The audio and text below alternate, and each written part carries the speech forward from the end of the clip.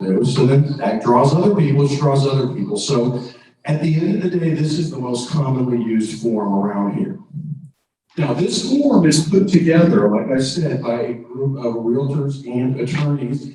They change it about every 3 to 5 years. The change that we're seeing today will take place on November 1st. It will go live on November 1st. And if the past is any indication of the future, the old form will not be available starting that day, right? So November 1st, you can enjoy Halloween, eat all your candy, and then say goodbye to the old form. What they have done, and they always change some things. The main thing we're going to be looking at is the form they changed the most, which is what? The financing section. But I see a pattern here. Because every time they change the financing section, they change it a lot, and in my view, they make some things more clear and make other things a little less clear. Do you agree? It's a little bit frustrating, but we're going to go through it. So let's look at some highlights of this, the good, the bad, the ugly. And we're just going to dive into the form. Folks, this is a non-credit class. If you have to go, you get a phone call, I understand, just please go quietly. I don't know how long we're going to be here, whatever it takes. Probably max 2 hours, minimum an hour. Depends on how many questions we get, but it's non-credit, it's free class. You're all here, we're all here to learn. And we can learn from each other. If you know me, I'd love to have class interaction. None of us like to sit there where the teacher just goes on and on and on. And you know, your opinions are important too. So let's look at some good things. Let's start with the good before we go to the bad and the ugly. What's good? What's good? What's good is not this clicker. It was working before. Okay, so we'll go to the end. Does end work? Now end doesn't even work. What would you like me to do? Terry, any ideas? Yeah, might as well.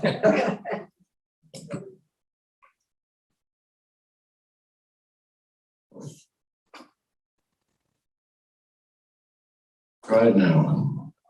There we go. Okay. Okay, yes, stay up here, please.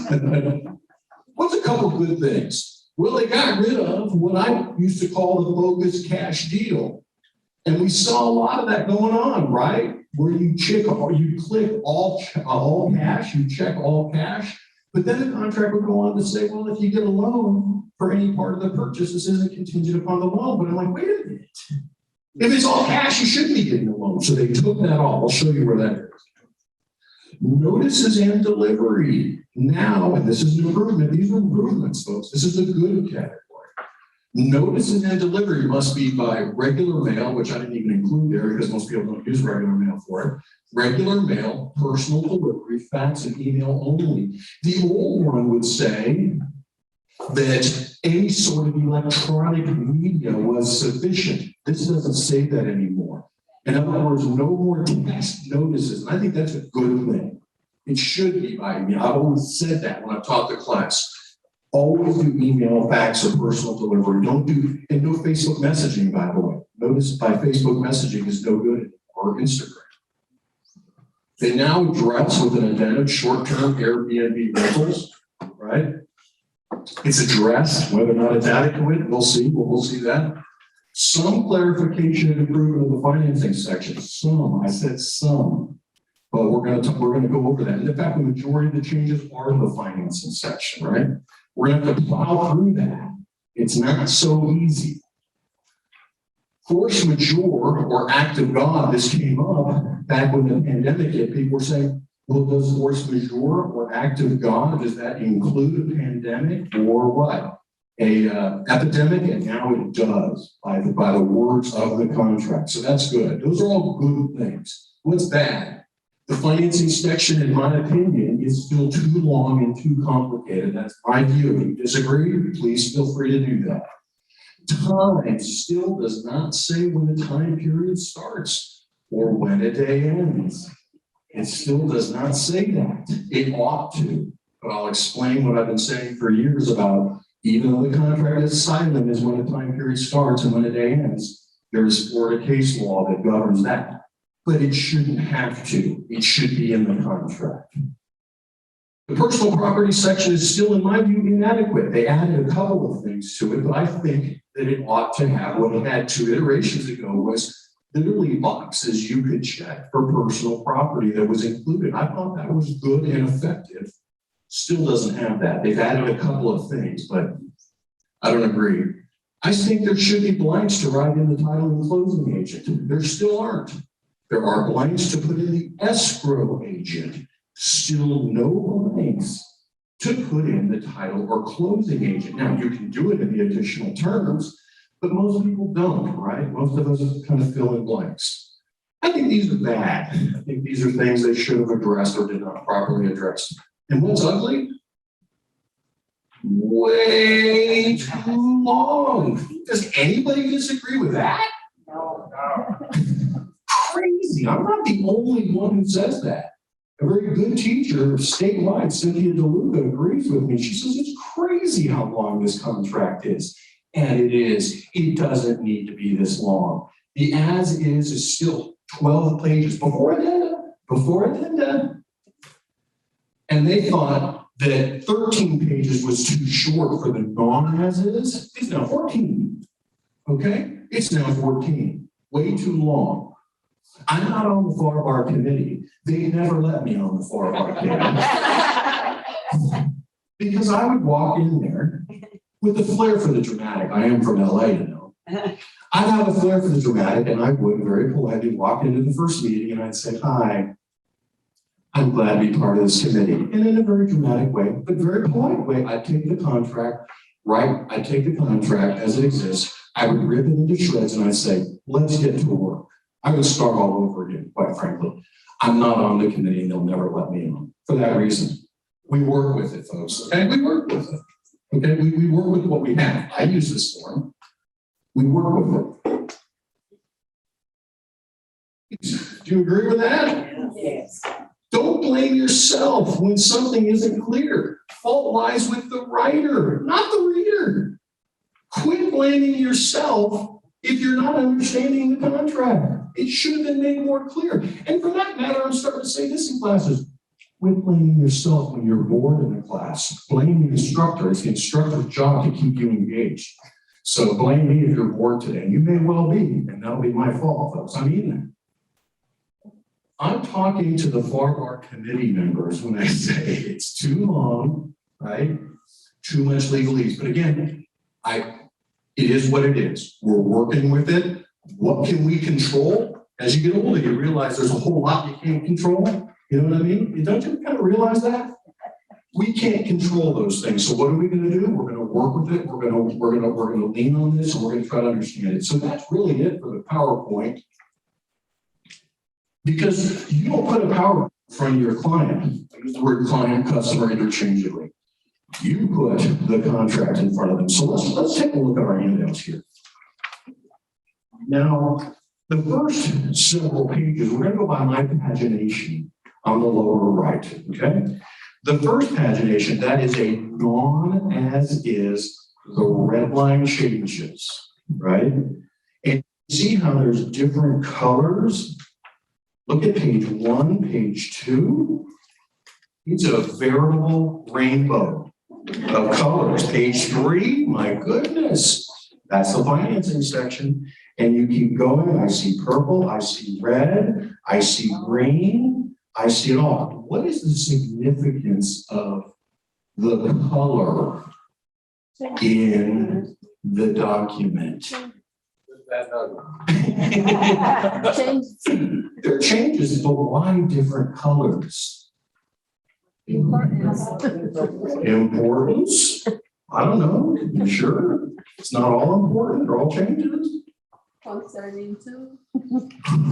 Anybody figure that riddle out? What's the removal one? Yes, obviously crossouts are what's come out, and underlines has been added, of course. But why is some green, purple? Ready for this answer? There is no significance. And I can't blame the FAR BAR committee for that. The FAR BAR committee didn't make these changes. This is from Florida Realtors, is my understanding. That's where I got it, from the Florida Realtors website. Florida Realtors did these red line changes, and they even say, oh, the color of the text is of no import. I'm like, that's interesting. But I'm going to joke. Let's joke a little bit. It is my joking opinion that blue changes reflect one faction of the FAR committee. The purple changes are another faction, because I'm sure they don't agree. The red changes are a third faction, and the green are the fourth faction. I'm sure that's not true, but you can tell, can't you, that really the committee doesn't agree on a whole lot, so they just throw it all in there. Having said all of that, let's just take, what we're going to do is I want you to peruse through, this is the non-as-is, remember, on an as-is. And is this too loud? Is this too loud? I'm trying not to scream because we're also recording this. I prefer just to shout and let it all echo, but that's not what we're doing today, right? Right, Jerry? All right.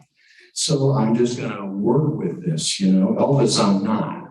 So take a look. I just want you to peruse through this, and then what we're going to do is there is, and I've included it, a very good explanation of the changes to the contract. Remember, this is the non-as-is, and then we will be going over the changes to the non-as-is, and then the as-is, there were no specific changes to that. In other words, you just take out some portions of the non-as-is to get the as-is.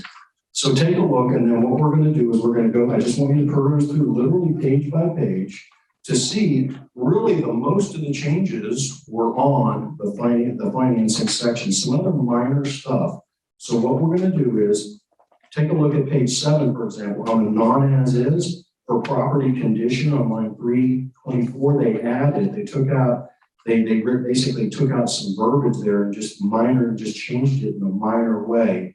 Line 324, water, crafts, lifts, and related equipment. But you see, there aren't major changes to much of the contract, except when you get to time, we'll go over that, except when you get to force majeure, we'll go over that.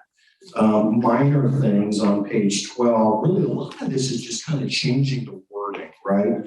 But moving on here, changing collected versus collection and all of that. Again, I did not do this redline book version. It's my understanding it was done by Florida Realtors to assist us. You look at page 15, and they just they didn't really change this very much. They did add a couple of addenda. We're going to be going over that. But again, you can see, interestingly enough, as usual, by the way, they didn't change a whole lot of the contract except the financing section, which they did change quite a bit. And I think in some ways, like I said, they clarified it. So keep going here. There are some new addenda. I'm going to go over that right now. So if you take a look, by the way, go back to new addenda on page 20. Go back to page 2. It's talking about lines 81 and 82. This is the box you check if it's subject to leases or occupancy after closing. They added if it's subject to leases and or occupancy agreements, including seasonal and short-term vacation. Okay, that's Airbnb, folks. So they're addressing the Airbnb reality on this. So they're saying if it's subject to either a lease or an Airbnb, you have to get tenant estoppel. What's an tenant? Except you don't need tenant estoppels on an Airbnb. What's a tenant estoppel? States that the rent is paid in full by the tenant. And what the security deposit is. Exactly. So the tenant estoppel is required except in Airbnb. A tenant estoppel is the tenant fills out a form saying, this is my rent, this is my security deposit, and this is when I last paid. Landlords need to know the status of all of this, but you don't need those on an Airbnb, right? Is what it literally says on line 88, 89. Going back to page 20, let's look at the Airbnb addendum. This is brand new, folks, brand new. It says draft because it's not fully approved, it's not fully live until November 1st. Page 20, we're going to go by my pagination in blue on the lower right. My pagination.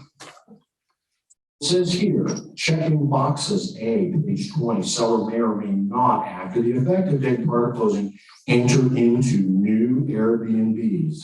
If you check that they may, you have to state that it's either with buyer's approval of the rental terms in writing or without buyer's approval. So if there are, really, you could put this in every contract, couldn't you? Because it says you may or may not enter into Airbnbs. And if you're allowing it, what are the terms? And it says if the property has seasonal occupancy agreement in place, which are procured pursuant to the terms of management agreement, you have to give the management agreement. Okay. If the buyer doesn't like the terms of the management agreement with an Airbnb, the buyer can cancel and all of that. Similar to the buyer being able to cancel what? Within 5 days of receipt of a non-Airbnb lease, right? It says that in the section we just went over. So that's a brand new Airbnb addendum that, as far as I'm concerned, you could put in every contract. Whether or not you're going to do that, I don't know. We'll have to see how that plays out. But it says you may or may not do Airbnbs. The next one, page 21, is brand new, and it's a mold inspection. I think it's long overdue. But let me say something about this. There has long been a Florida Realtors form for mold, right? And some of you have used the Florida Realtors form for mold.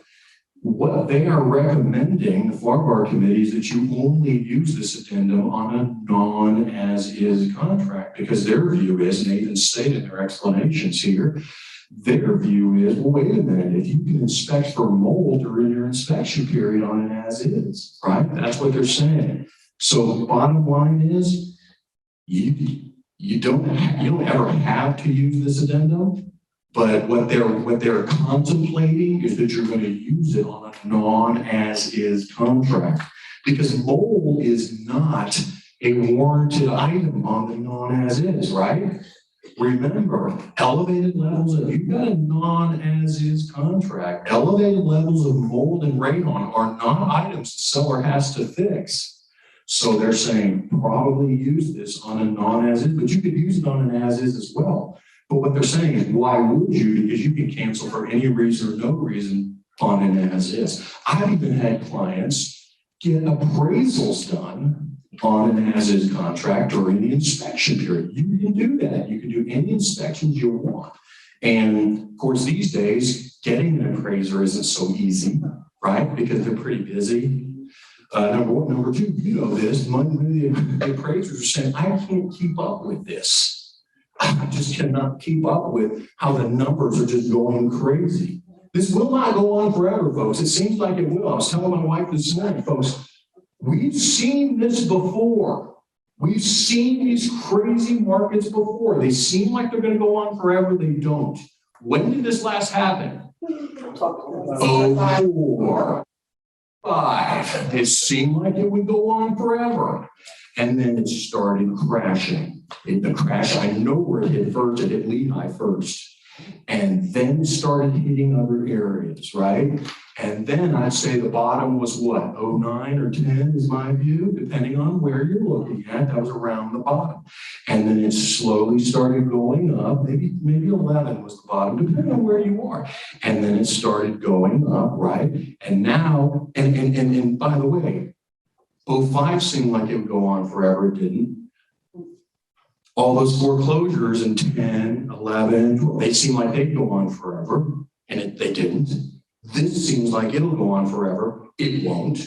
What we don't know is when it will end, because it's a little bit nuts right now.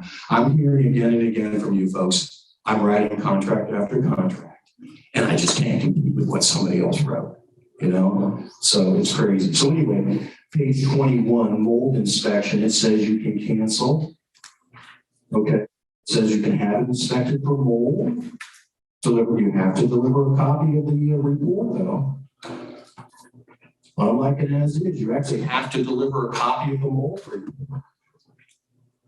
If there's any evidence of mold is found, give it and if it's mediation or remediation at a cost which exceeds, if left blank 500, I'd probably put 0 in there if it exceeds 0. But you got to cough up a copy of the mold report versus an as-is where you don't have to cough up a single report. So I'm not sure you use this on an as is, just get a mold inspection done. You could, but why would you, right? On a non-as-is, who here primarily uses non-as-is? Does anybody still, and that's okay, I'm not criticizing anybody. Some of you still primarily use a non-as-is, right? Some of you, most of us use an as-is these days. And that has changed too now, hasn't it? Used to be, most people used a non-as-is, then the foreclosure crisis hit and all the banks wanted an as-is, so then that we kind of switched over. So we've seen it, those of us have been here a while, we've seen an evolution over time, how things have changed. Anyway, so on a non-as-is, primarily you would use that addendum, and if there's any mold, then you can get your deposit back, deliver that. Page 22 is interesting. This you only use. It says clean energy base disclosure. You only use this if it says here, the property assessed clean energy program provide financing for improvements for energy efficiency, renewable energy, yada, yada. If there is an non-ad valorem assessment levied for that, and there's a balance too, you have to include this addendum. I'm not aware of that existing anywhere in this county. Are any of you aware of base assessments that they're talking about here? I'm not. I haven't seen that.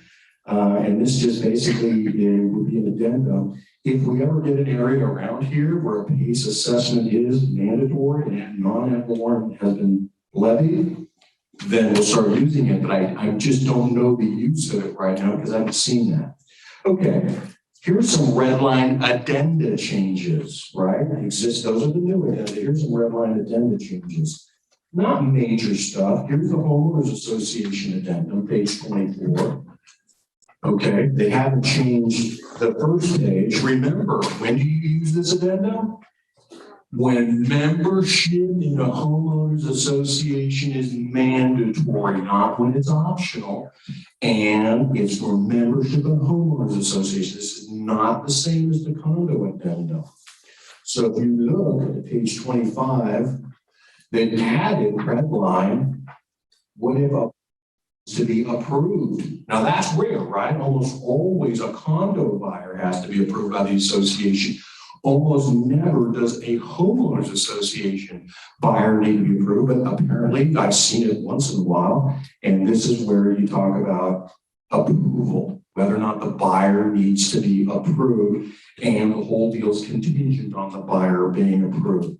They cleaned up a little bit below that, some of the verbiage on any special assessments levied by the association. It says what they've added, if there are special assessments and due and payable, in full prior to the closing date, then seller pays all at closing. And if there are any that exist on the closing date, and any fees the association charges to provide the information about the property assessment and fees. In other words, that other red line paragraph C, that's really talking about an estoppel letter, is my reading of it. And they're adding again that seller pays for estoppel letters, but the contract already says that. You know that. The contract already says seller pays for homeowners association and condo association estoppel letters, which an estoppel letter, and that's different from a tenant estoppel letter, really. I've seen them, I think estoppel is an unfortunate word because what does that mean? It's a statement of account letter, right? You're giving it a statement of account of the association. Okay, so seller pays that. Again, that's just some clarification of some language. Page 26, this is a rarely used addendum. They crossed out something there, a right to inspect and right to cancel. That is only, this addendum is only used, you can attach it to a non-as-is, but we almost never use this addendum. You can see where they cross something out. Folks, I'm not going to take your time with this addendum. It's just rarely used, okay? You attach it to a non-as-is, and it's just rarely used. You can see what they crossed out there, but I'm not going to take your time with that. Page 27. We cleaned up the verbiage a little bit. Pre-closing occupancy by the buyer. Okay, you can read that. Pre-closing agreement or other similar agreement. Again, they just kind of pre-closing agreement or a lease. They added that, either a lease or some sort of pre-closing agreement. I see some pretty funky pre-closing agreements, folks. I recommend you get really a lease done, right? Post-closing, again, they cleaned up the verbiage a little bit there. They're defining it instead of a lease. It could also be an occupancy agreement or similar agreement, right? You can be creative with that, by the way, folks. Don't necessarily assume that pre-closing or post-closing are good. Years ago, I sold a house whereby I gave a cheap price because I wanted to occupy the property for several months while my other house was being built. So I lowered the price. I'm sure the neighbors didn't appreciate the low comps. I lowered the price. And we were able, there's nothing wrong with doing this. We gave a relatively low price and we basically said, here, we're giving it to you at a cheap price, but instead you rent it back to us for 8 months for $1. And I literally handed them $1 at the closing table because you got to have what? Consideration. So you can do stuff like that. And I did that. And you can have creative stuff with pre and post occupancy agreements between the parties. Okay. So that's something else. Sale of buyer's property. We're not seeing many of this these days, are we? This is good luck getting your offer picked if you include this addendum. My offer is contingent upon the sale of my property. Good luck. So it says that the buyer, again, they cleaned up the verbiage a little bit. See that? About how the addendum works in terms of if you don't give written notice, then it's no longer in effect. We're not seeing that addendum much either. This is to your if it ever comes up, it's something you want to do, but I just don't think we're seeing that. We're not going to spend a lot of time on that. Again, backup contract. They just clarify the verbiage a little bit. Refunded the deposit and paid page 30. FHA, VA, they cleaned up a little bit too. Required inspections. Again, they did create a minimum on the paid paragraph. Talks about seller maximum fees they have to pay if you put in $100 there. Because remember, if you've got an FHA or VA, sometimes they require the seller to pay some of the buyer's closing costs, but they now left a default there. Again, you see how most of this are not, and again, they made a blank on page 32 if it's FA, if it's VA. $250 for prepayments that the seller has to pay. Just stuff to, bring it to your attention. Because most of these changes you see in these addenda are not major. Okay, now this is the most important thing. I did not write this, or realtors did, but they've been kind enough to let me use it, I hope. So this is an explanation of the changes. I think this is the best way to spend our time this morning on the most important changes to the contract. Again, anything in green is only, if you look at the top, yellow highlight when the change is particularly significant. In other words, they're saying, take a look at this green in this. If you look at the very top of page 34, change only appears in the non-as is. So again, take a look at the paragraph 1. What are 4 items that are part of the deal? The default items, they've added what? A thermostat, a doorbell. A doorbell. That's what somebody said, a Ring doorbell. I think that's what they're contemplating. And these are default personal property items they've included. I don't know about you, but I still don't know of any sellers that are going to say, ding dong, I'm taking this doorbell with me. I don't know any sellers that have said that, but again, here is additional in red. They want their ring. Yeah, they want their Ring doorbell. It's that important to them. Thermostat. I don't know any seller who wants to take a thermostat with them. I don't know about you. We've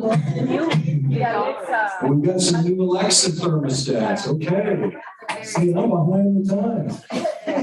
If it's screwed or glued to the property, isn't it supposed to? Right. Is it the old saying, screwed?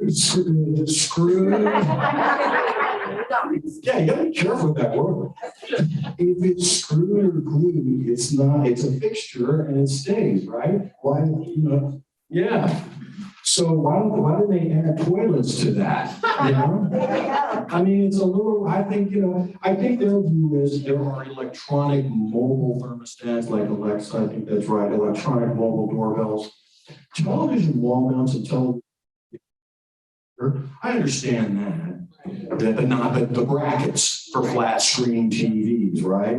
But not the TVs themselves, they're not there. These are default personal property items. Mailbox keys, I hope so. I hope you're not locked out of your mailbox.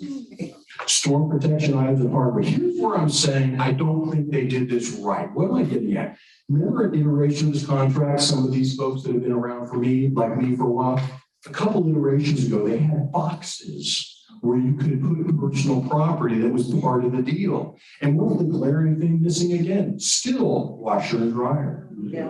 And by the way, so if you want a washer and dryer, you gotta add that in. It's still not a default item. And it still says, look, refrigerators, not freezers.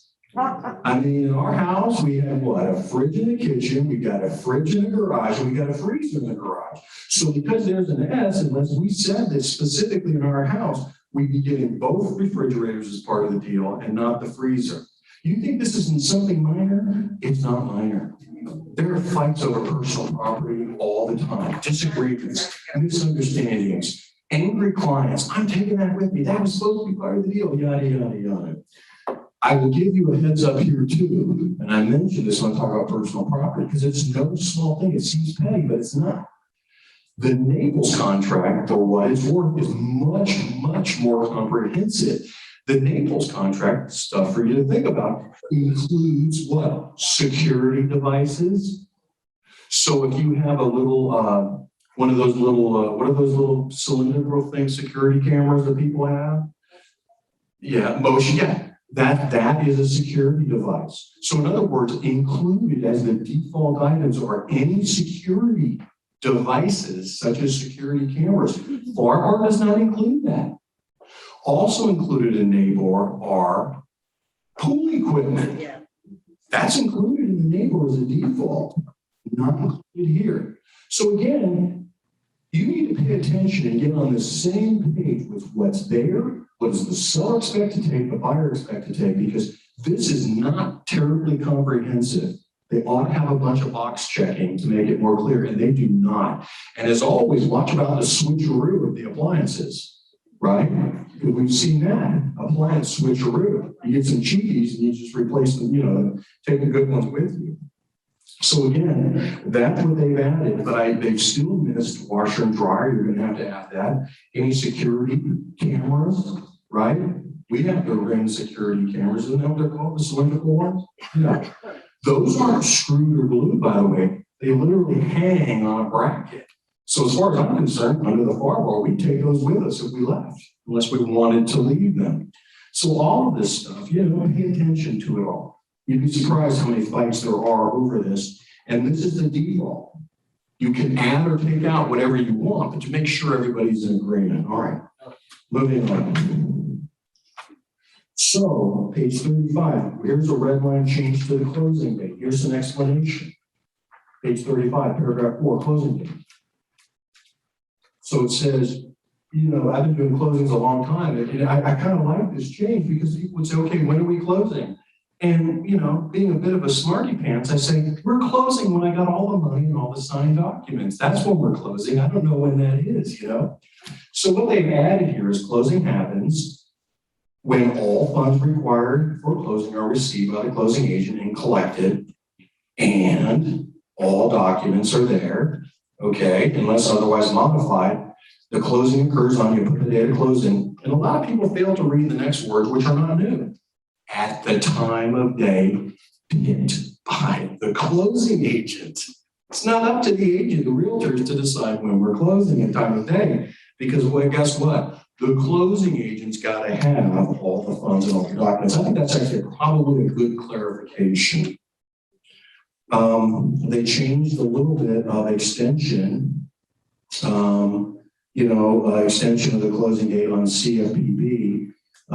This is in paragraph 8B, that's the financing paragraph. In paragraph 8B, is check loan approval has been obtained and lender's underwriting is complete. If all that has happened, then it can be extended to satisfy CFPB. Now, I've rarely seen, in fact, I've never seen that. They shortened it, by the way, to 7 days. Has anybody had a closing extended because of CFPB requirements? Okay, I've never seen that. One person has seen that. That's new in the contract as of the last iteration. Anyway, they changed that a little bit. Okay, so occupancy and possession, page 36. Again, if there is, we already talked about the change in the pre-closing occupancy, We already talked about what? The seasonal rentals, paragraph 5, page 36. We already talked about that. And there's an explanation for that, if you want further explanation. I think explanations are good, by the way. Turning the page, I like this, page 37. There's now a default on assignability. I'm not a lover of assignability on contracts if I'm a seller. I don't love it. And I generally tell my clients, if you're a seller, do not make it assignable. I don't want them assigning my contract to some criminal or terrorist. I want to know who I'm dealing with. And people say, well, yeah, but if you're not released from liability, I don't care if the original buyer is released from liability. I want to know who I'm dealing with. You want to assign it to a trust or an LLC, you come talk to me later and I'll assign it. But I don't like to have open-ended assignments if I'm a seller. That's just me. I've had people disagree with me and I respectfully respect your opinion.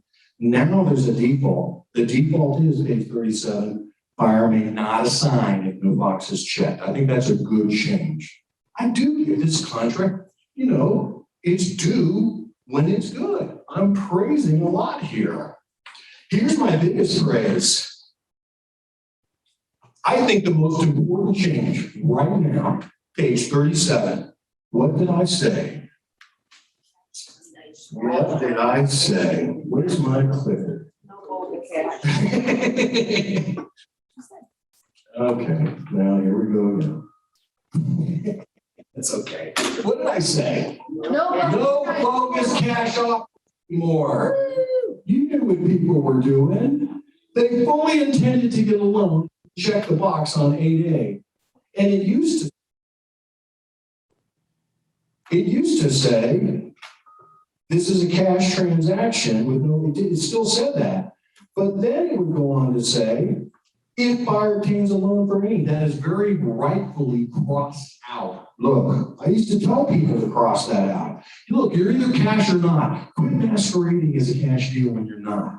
I've had sellers, by the way, livid at their agents for not crossing that out. I've had sellers tell me, you know what? This was a cash deal.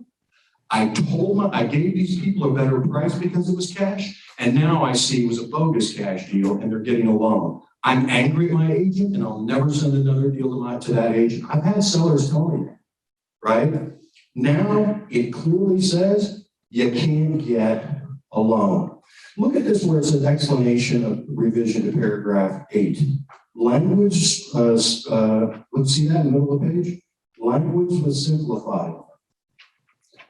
Deleted that lender requirements would have no impact on the contract. Because it is a cash transaction, reference to lender requirements is unnecessary.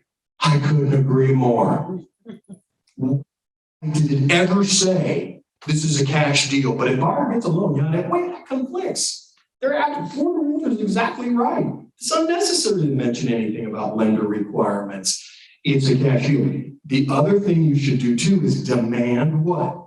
Proof of funds before you accept and sign the contract. I mean liquid funds.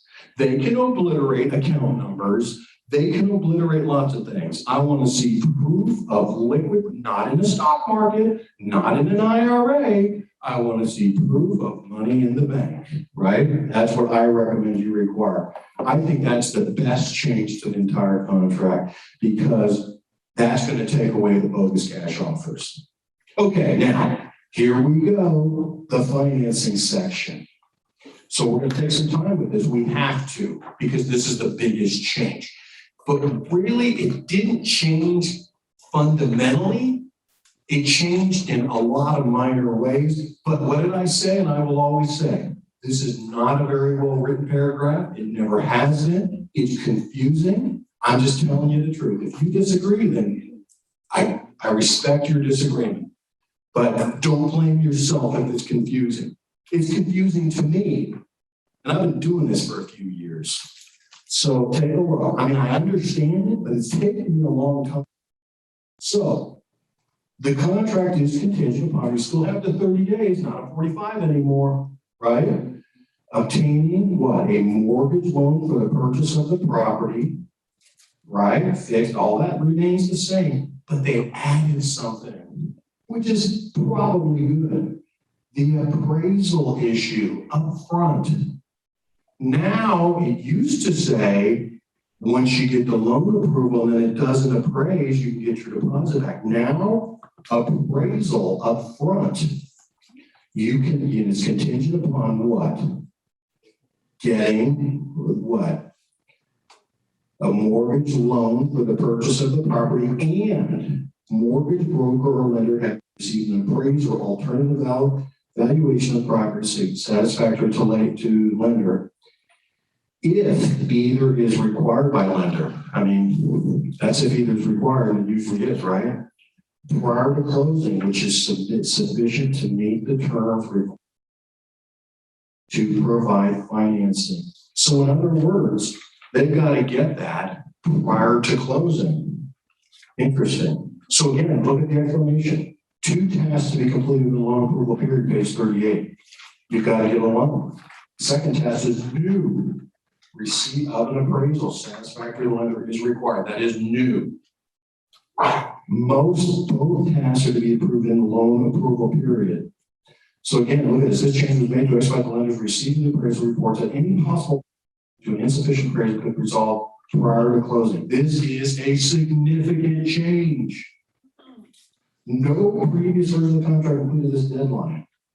Remember that when you fill in the blank, okay? It establishes the duration. But what's interesting, it said the mortgage issue is important, right? It says it's all part of the loan approval process, but then it says, page 37, buyer's mortgage broker or lender having received an appraisal satisfactory to lender, if either is required by lender prior to closing. See how that's a little confusing?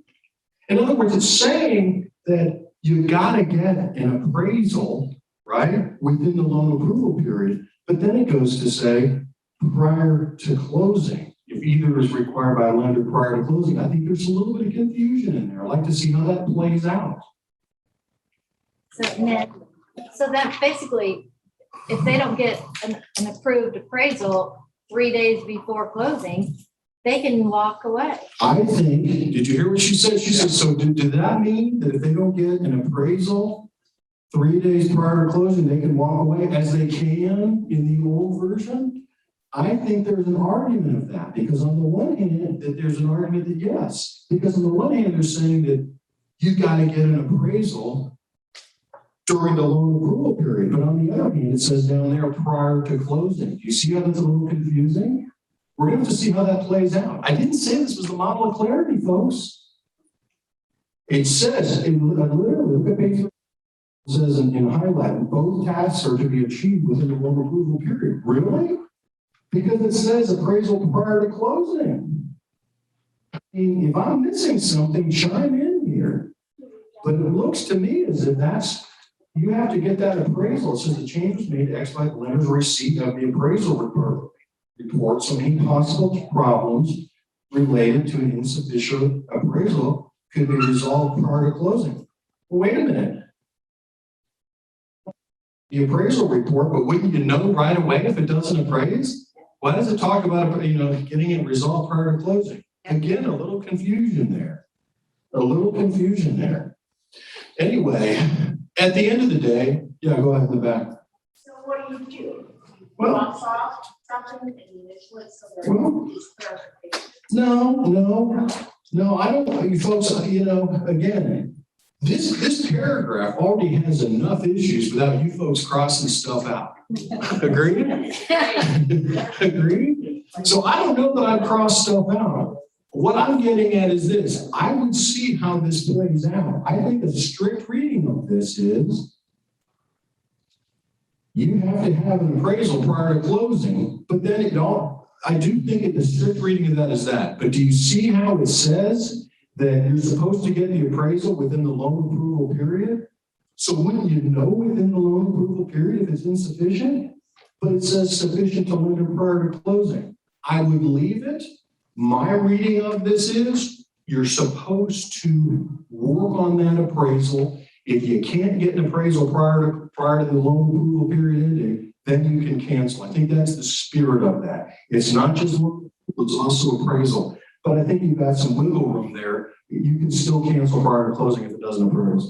But they wouldn't do the. What I think has happened, and I know this has happened, I've had appraisals appraised, and then right before closing, it goes to the final review, and it's called back. Right. So I think maybe they kept it ambiguous in case that happens, because you could get your appraisal during the loan approval Good period, point. but then they're gonna, It would appraise during the loan approval period, and then when they update the appraisal prior to closing, it does no longer appraises. Yeah, and you could very well be right that was the intent, that it appraised during the loan approval period. In other words, if you know it's not gonna appraise right away, then you can cancel the deal. It didn't appraise. But I think they're talking about an update. I think you're probably right. That's a good point. Good point. Come join me up front here. Yeah, go ahead. So regardless to cover, I mean, if the appraisal is late, it's gonna be coming in late. And I have let's say I have the buyer. To cover my buyer, I would still, to be safe, get an extension of loan approval time. So the question is, what if you don't have the appraisal within the loan approval period? We're not done. Would you get an extension? Probably, but let's keep reading because I did add something there. So let's keep going. Page 38 in the middle. Buyer shall make an application, within the loan period. And they took off the whole part about the sale of another property, not loan approval, unless you add that addendum. You've got to use good faith and diligent effort, and so forth, paying for the appraisal, and that's all fine. So that is not really a major change in my view. So let's keep going. Page 39. Yeah. Because this is now in here, defined as is, you wouldn't need to use the addendum of contingent on appraisal anymore. That is. Makes that obsolete, right? The question is, there is an appraisal addendum, right? An appraisal addendum, and she's saying, do you no longer have to use that appraisal addendum? I don't know that I agree with that because your lender may get an appraisal that says it appraises, but what if you get a private appraisal that says that it doesn't? Or if it's a cash deal, you might want that addendum too, where there's no loan. So it's always basically been contingent upon appraisal, but that addendum was created in case you get your own private appraisal, which may disagree with the banks. Or it's a cash deal. Cash deal, fortunately with a cash deal, you don't have to go through all this mumbo jumbo. All right, moving on here. So here, keep going. Buyer shall, page 39, written request, keep informed about yada yada, appraisal, loan approval, goes on to say that right. Now, it goes on to say, that's not that much of a change. Further change, within the loan approval period, if buyer obtains loan approval, buyer shall notify seller the same, or prior to expiration, all you got to do is you got to promptly notify them. Remember, you still don't have to give a copy of the loan approval. You still don't have to, you just have to give what? Notify seller prior to the expiration. You can say promptly notify. Now, you get the loan approval, all you got to do is notify the seller. You never had to give a copy of the actual approval to the seller. You've never had to. And you don't have to do it. You used to say you had to do it promptly. Now it just says within the loan approval period. And here's your answer, Blanca. If the buyer is unable to obtain loan approval, and this is all new, but buyer is satisfied with buyer's ability to obtain loan approval, this is all new, and proceed to closing, buyer shall deliver written notice to seller confirming same prior to the expiration. Well, that's a major change. In other words, now, instead of saying you got loan approval or you didn't, you can do that. You can say you got loan approval, you didn't. You got loan approval, you're done. Proceed to closing, right? Now, if you didn't get loan approval, you can say, I didn't get loan approval, and I would literally copy this verbiage in the email to the other agent. However, this is my written notice pursuant to paragraph 8B3 that I am satisfied with my ability to obtain loan approval and I wish to proceed towards closing. Now, that's a major change. Never before has that been in this contract. It's always been you got loan approval or you didn't. And it's never really fully defined loan approval, has it? That's another problem, but we won't go there today. That's for another day. But now this major change, you didn't get loan approval, but you're what? You're satisfied with your ability to get loan approval, right? And you wish to proceed to closing. Does that turn this into a quote unquote cash deal? Yeah.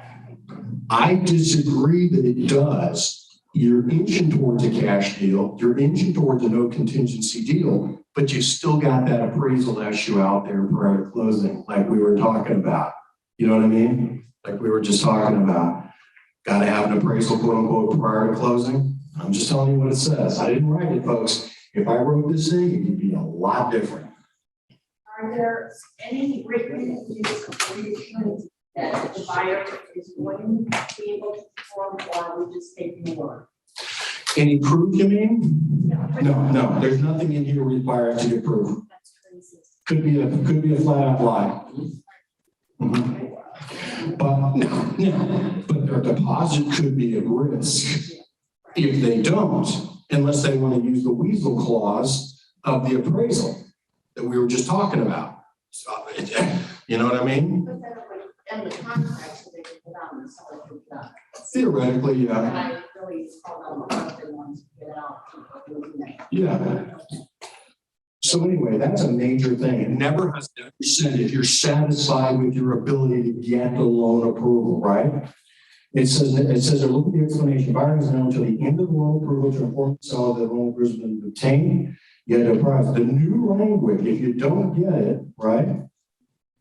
Okay, buyer may look at this. Also know the bottom of page 39, new language specify a buyer does not get loan approval. We see that a lot. You didn't get it in time. And the other side won't give you an extension or what? They won't respond. So guess what? Now it's not like where you have to say you got loan approval and or right cancel the deal. Now it can say buyer is satisfied with his ability to obtain loan approval and close. Okay. A buyer in these circumstances, but one without loan approval. The confident he'll obtain a loan with the ability to close and notifies himself to be eligible benefit from paragraph 8B. Now, folks, can you think of some liability for you if you advise your buyer to say this? Yeah. In other words, you can say to your buyer, hey, look, we're satisfied. Are you satisfied with your ability to get loan approval? Yes. Okay. I think you send a nice CYA email to your buyer saying, look, folks, you're telling me, this is your lender, not mine. I'm talking to you as a buyer's realtor. Mr. Buyer, your lender, not mine. I'm telling you, you're telling me, I'm telling you to understand that you're telling me you're satisfied with your ability to get loan approval. But please understand, you don't get loan approval and you don't close, and there's not some other way to cancel the deal, you could lose your deposit if your lender isn't ready. That's what I'm getting at. Right? That's what I'm getting at. I recommend you send a very polite CYA email to your buyer saying something like that. Right? You're satisfied. It's your lender, not mine. You picked them, not me. Make sure you're satisfied. Do you see why, as always, the choice of the lender is so critical? I'm biased toward the local lenders. I'm biased towards people who care about local reputations. I'm biased towards people around here who offer loans, who rely on referrals so you can walk in and talk to them versus somebody online. I mean, that's just a personal bias. I mean, some people think they get better deals with online lenders. I haven't seen it. Or how about this? Oh yeah, I got a banker in Minnesota I've known for 30 years. He'll do a loan on it. Really? Is some small town banker in Minnesota really qualified to loan on Florida property? I doubt it. You know, they have all kinds they have no clue as to our local ways of doing things. Interesting, page 39. Keep going.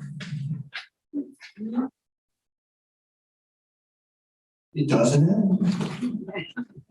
Page 40. If the buyer's unobtainable loan approval within the loan approval and cannot meet the terms, okay, after the exercise of Now, this is, you haven't gotten loan approval, right? You didn't want to say that you're confident you'll get loan approval. This is what? You can what? Cancel, terminate the contract by delivering written notice of termination, but that's got to be, and get your deposit back, that's got to be to the seller prior to the expiration of the loan approval period. Whereupon, as long as the buyer's not in default, buyer gets their deposit back, everybody's released. So that hasn't changed a whole lot, has it? That hasn't changed a whole lot. You can get your deposit back if you cancel by delivering written notice. And what do I always say?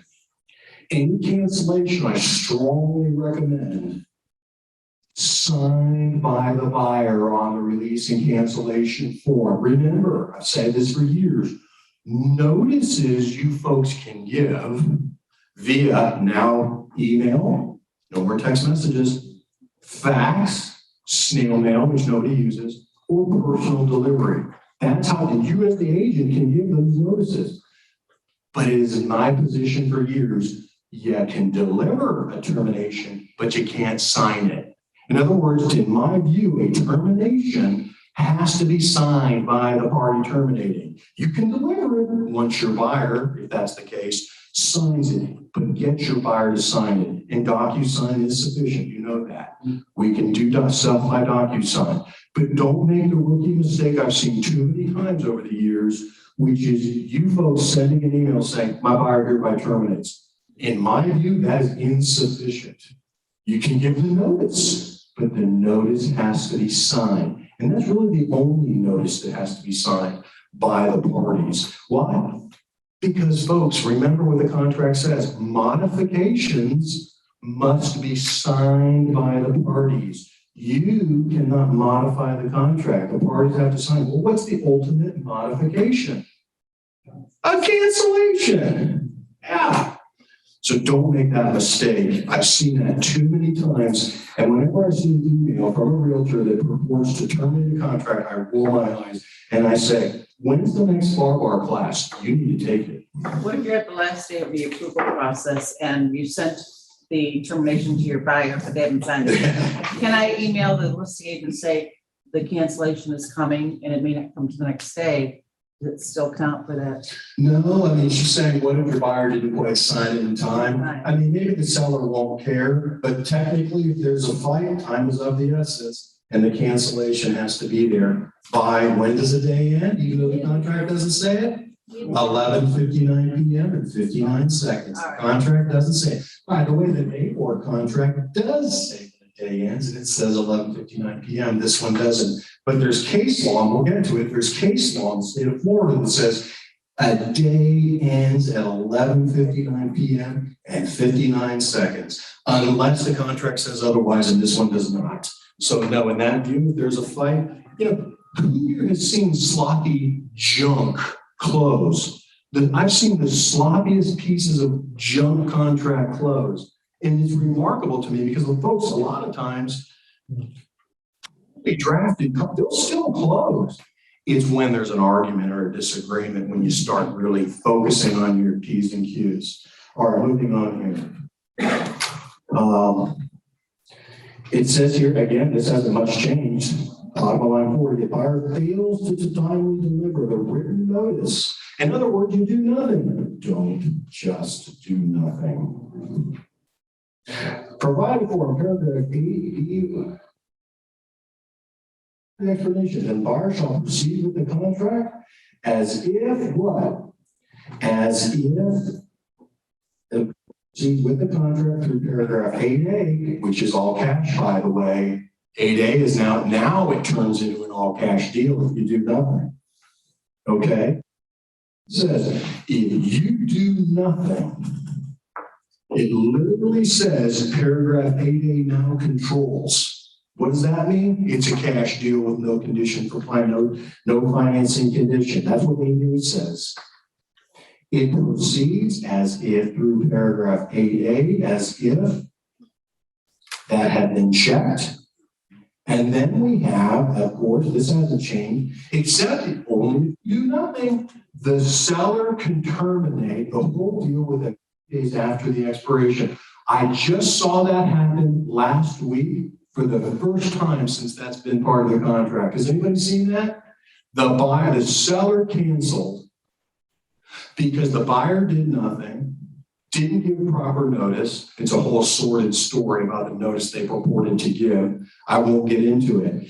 But guess what? Don't do nothing, especially in a hot market like this, because the seller can cancel within 3 days. Why? Because they decided not to sell, or there's a higher offer next, the next offer's higher, right? You're aware of that. So remember, doing nothing is a big mistake because the seller can cancel and hope you get your deposit back. Well, I said, I don't want my freaking deposit. I want the house. Because anything else is what? It's more now. And the seller canceled because what? Probably the house he was going to buy is more now too. This is what happens when you have these out of whack markets, folks. It won't go on forever, but we don't know when it will end. It will end, I promise. It seems like it won't. It will. I thought the last big run-up would never end. Well, I was wrong. It's just crazy how you just have these patterns that can go on. So, If you go a little bit further, I missed something in your explanation. The seller backed out because they didn't receive approval notice? correct. If you do nothing, the buyer doesn't terminate within the loan. Buyer doesn't give notice of receipt to seller of receipt of loan approval in the loan approval period. Now with this one, the buyer never said that they didn't get loan approval, but they're confident that they can meet the terms, they will continue. None of that happened. If none of that happens, the seller has 3 days from the loan approval period to cancel.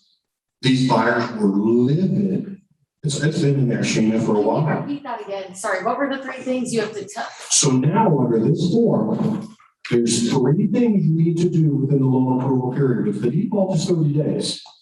Now, the first 2 have always been there. Number 1, you must give notice of receipt of loan approval. That's always been there. Right?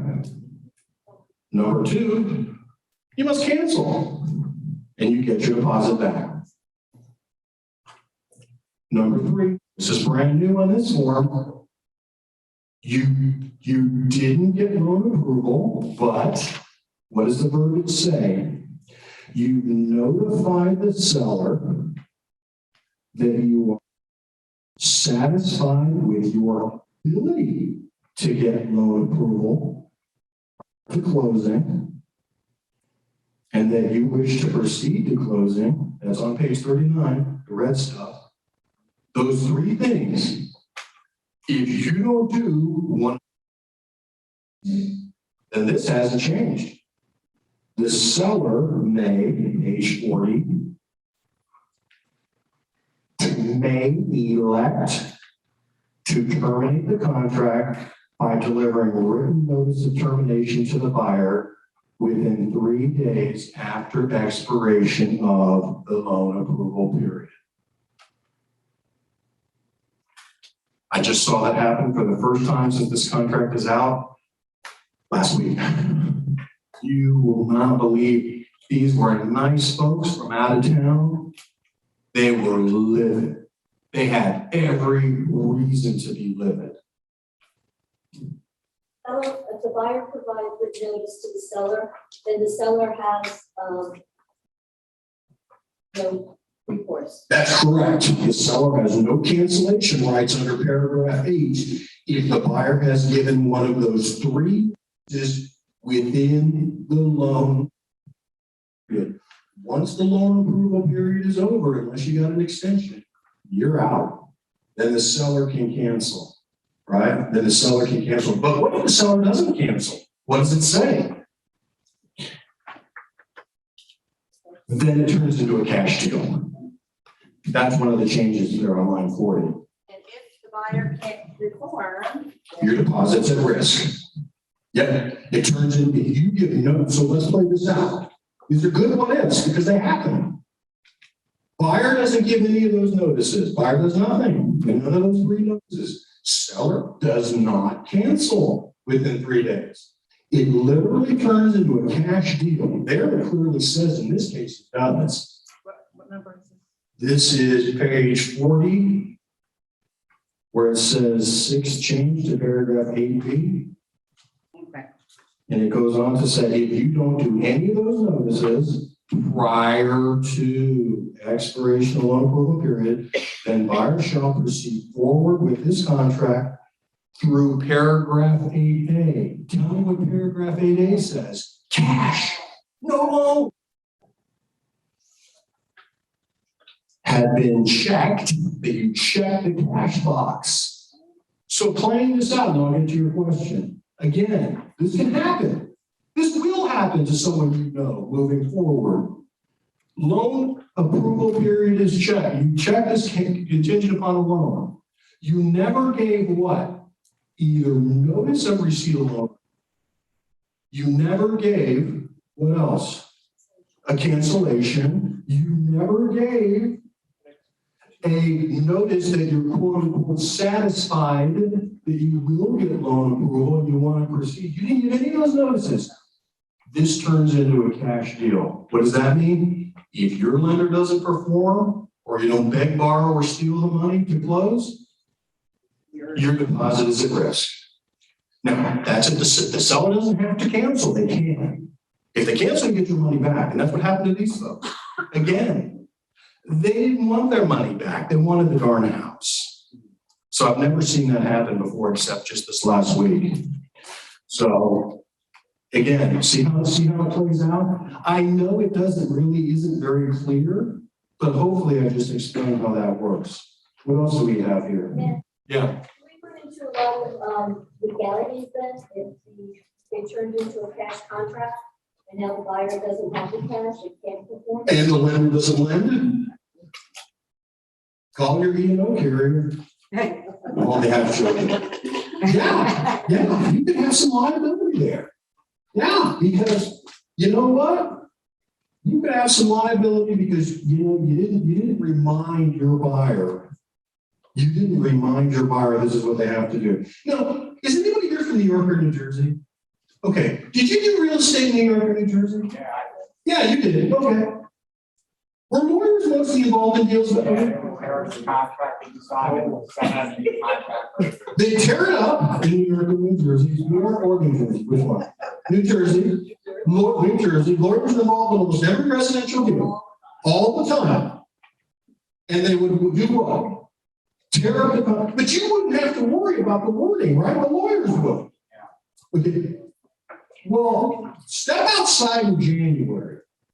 Are we in New York or New Jersey? Yes. No, we're not. We're in Florida. And here, do you folks find it odd that you're put in a position of doing a lot of the stuff and a lot of contract writing and interpretation that the lawyers do there? Absolutely. And I've heard that for years. In the Northeast United States,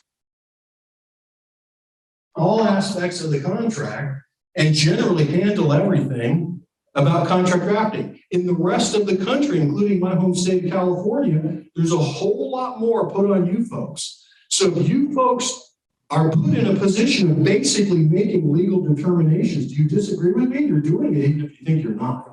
And so the question always comes is, are you practicing law without a license? And there's never really a good answer to that. That's beyond the scope of today's class. But if you feel like this is a bit absurd, some of these determinations you're being expected to make, I agree. It's a bit absurd. Some of these legal interpretations that you're expected to make, I don't think are quite frankly, I don't think they're very fair. I don't think it's a fair position to put you folks into. Where you're literally making legal decisions and you're reading legal documents and you could be held liable if your client says you got them in trouble or didn't do something. But yeah, moving on, page 41. So, if the buyer has, page 41, has timely delivered either notice and buyer doesn't close, this hasn't changed much, and if failure to close is due to what? Seller's default, unless the failure to close is what? Due to seller's default or inability, property-related conditions of the loan approval, specifically excluding the appraisal valuation. Well, there you go, Megan. There you go. What they're saying is, they're clarifying. This is two contingencies on appraisal. I think you're right. We've got two appraisal contingencies, one within the loan approval period and one before closing. I think you have two bites at the apple for an appraisal. Because it says here, if it doesn't close due to what? Property-related conditions of the loan approval, except the appraisal. I think what they're saying is, if it doesn't appraise prior to closing, you get your deposit back. Right? I think it does say that. So you can, again, if it doesn't appraise early on, you can cancel. But still, if the updated appraisal or the only appraisal you ever got isn't proper prior to closing, you can still get your deposit back. If none of those have been met, unless it's waived, you get your deposit back, Mr. Buyer. So if all this seems crazy confusing, what your homework is, take a look at page 51. I have given you a clean, page 50, a clean new contract. You can probably see in there, it said, one point it said draft. I didn't write draft in the watermark, but this is the new non-as-is clean contract. And your homework is to read the financing section, and hopefully it'll all make a little more sense without a bunch of red lines and cross-outs and all that. But that's a clean contract. To make it an as-is, you just take out the part about inspection. Nothing has changed on the as-is that hasn't also changed on the non-as-is. So you see the financing section has changed quite a bit, as it always does. Let me do this. Let's go over a couple other of the important changes, and then page 42. Let me. I don't mean to. What I want to get anybody who needs to get out of here by 10:30. I want you to be able to get out of here. So here's what we're going to do. I'm going to finish everything up until we'll be out of here by 10:30. But I'm going to stick around, and those of you who can and want to stick around for questions and discussion, I'll still be standing here with the microphone. It won't be just sitting here individually chit-chatting. I understand you have stuff you may have to go do. You've learned what you're going to learn, or you think your instructor stinks, and that's okay. That's okay. I had an evaluation in Naples the other day, a few months ago. It said, "This is the worst instructor I've ever had." I'm like, man. Really made me feel bad. I haven't taught this since. No. So my point is, we're going to be out of here by 10:30 if you have to go. If you want to come back at about 10:40, it's going to be a discussion with me up here, whoever's still here, discussing things and addressing questions. So please hold your questions until then. Let's see here on page 43. We're talking a little bit about seller shall pay in full special assessments. Okay. It talks about, it adds about how if it does not allow prepayment, then option A is selected. You can take a look at that again. These are relatively minor changes. You can look at some of this on your own. Page 44 in green, it's the non-as-is only. They changed a little bit about lips. Okay, again, this is important. Page 45. So what they did was they changed time, calendar days based on where the property is located. Well, okay, calendar days based on where we're located in Eastern time zone. And the reason they say that is Pensacola's on Central time, given the weird east-west length of Florida. But the rest of the state's on Eastern time. So it didn't change much, but what they did do is this. They talked about what if national legal holiday is observed because it fell on a weekend. For example, the 4th of July. If that falls on a Saturday, what does it do? It carries over to the next day that is not a Saturday, Sunday, or National Legal Holiday. And guess what? They got rid of the 5 p.m. for the carryover. But again, it changed it a little bit. So it's whenever Christmas, what if that falls on a Sunday? Carry over to Monday, right? Thanksgiving, you never have to worry about that because that's always what? The 4th Thursday in November. And I can't wait. I love Thanksgiving. Again, they clarified a little bit. You can see that. No carryover to 5 p.m. It's just the next business day. That's only if the holiday occurred on a day that's a Saturday or Sunday, such as the only two I can think of are what? 4th of July and Christmas, which are specific days instead of floating depending on where they are in the week, right? So it still doesn't say when a regular day ends. It ought to, I told you, there's case law that says that a regular day ends in the state of Florida at 11:59 p.m. and 59 seconds where the property is located that day, not the time zone in Seattle where the seller is from, okay? No, there's case law. Number 2, when do you start counting? You'd be surprised how often I get this question. Something it should say, and it doesn't, but there's case law on this too. When does a day start? Is the effective date day 1 or day 0? It's day 0. Tomorrow is always day 1. So if something has to be done in 7 days from today, and today is what, Tuesday? So let's count on our fingers here. Tuesday, Wednesday, Thursday, Friday, Saturday, Sunday, Monday, Tuesday at 11:59 p.m. is when it has to be done.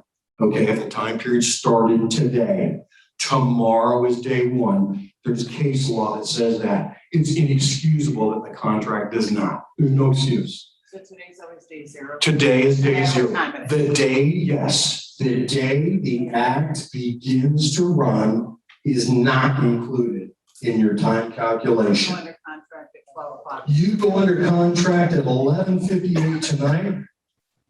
Today is day 0. Day 1 starts at midnight or 12:01, however you want to determine it.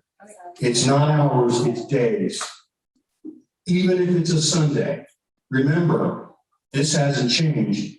Only if your time period ends Saturday, Sunday, or National Legal Holiday do you carry over. Not if it begins on one, and not if one is in the middle. That hasn't changed. You had a question, I'll take this. Delivered, not signed. Yeah. That's right. Signed and delivered. So contract is signed by DocuSign, whatever. Yeah, signed and delivered, right? 11:59. Yeah. And it's not emailed until the next morning. Then that's day 0. That's it. Signed and delivered, that's right. And the contract says delivered. That's right. I was assuming, and foolish of me, that when you said signed, you also delivered it simultaneously, which you can't assume. Delivery is the key, not necessarily, because think about it, it'd be absurd otherwise.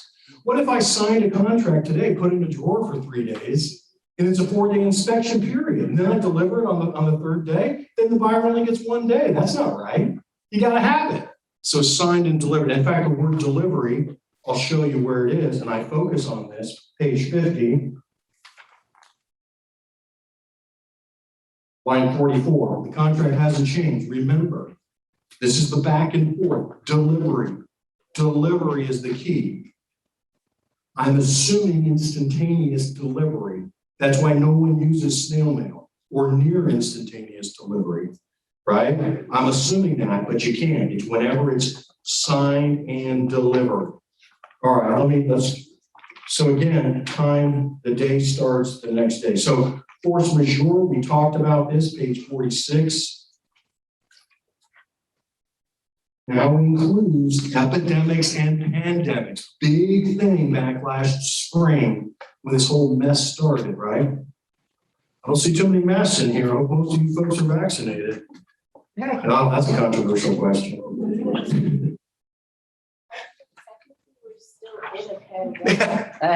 Well, but here you got to read it. It says let's read the whole paragraph, shall not be required to exercise or perform any right or obligation for so long as the availability of services, insurance, or required approvals essential for closing is disrupted, delayed, or prevented. At present, in my view, that's not going on. In other words, I do not believe that at present, and though this is a fact, if you want to allege it, you can allege it.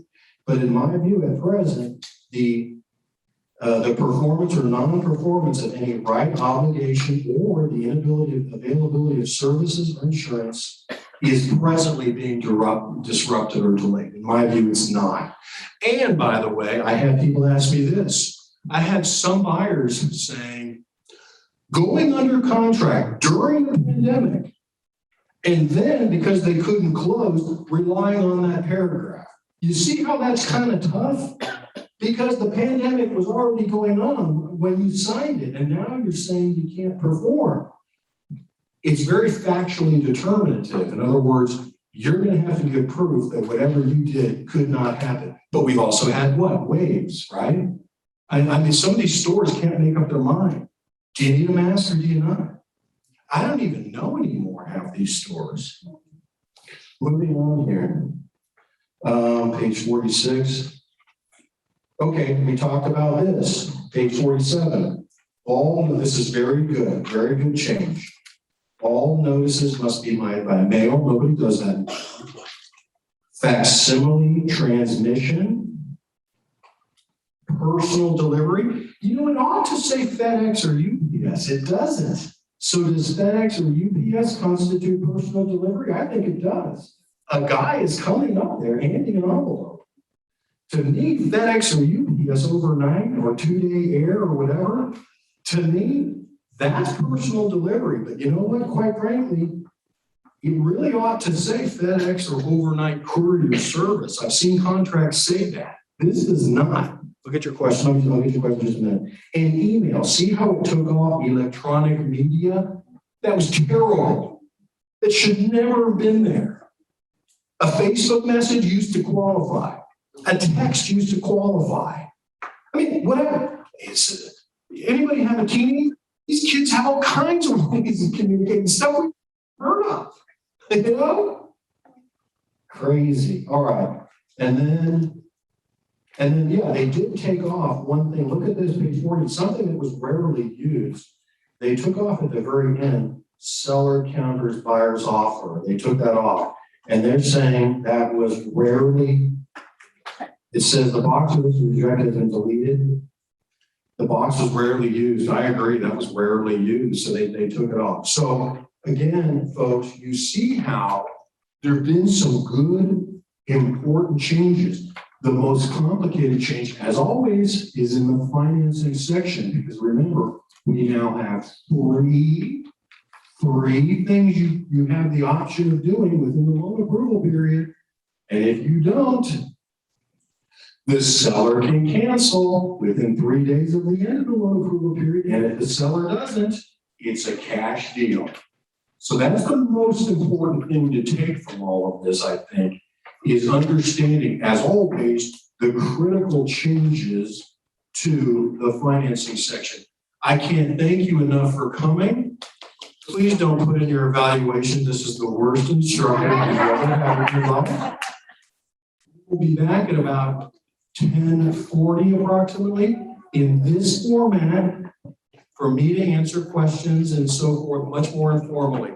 But if you need to go, you can go. Are there no other comments? Thank you. Good job.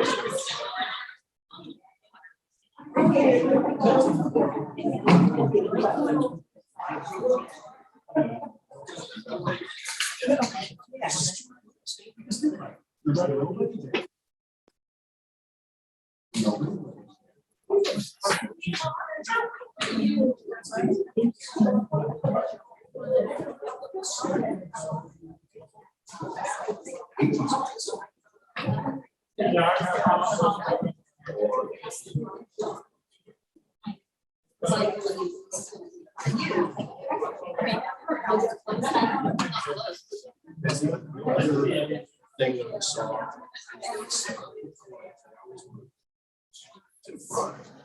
And will only take, Is that what they said? oh yeah, Only- only cash. Yeah, they were. No Did you tell them that you're fraud? Projects. Amazing. $400,000. Gotta be real careful. They can, I won't even write insurance on it. Unless I literally meet with someone in my office. If I meet them and have their ID, you know?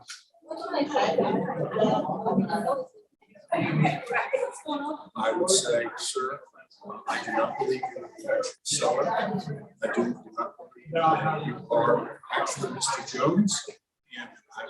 And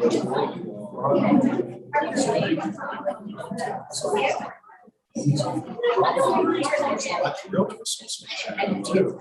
Comes back on with another agent, and it's a fraud. Oh, really? So you got a hold of the real owners?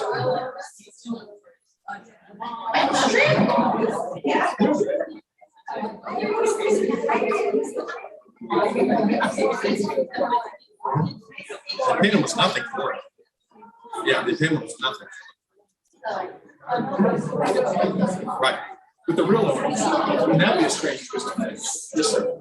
Let's see. Yeah.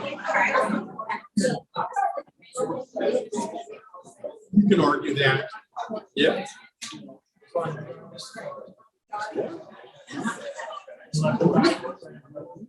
Yeah.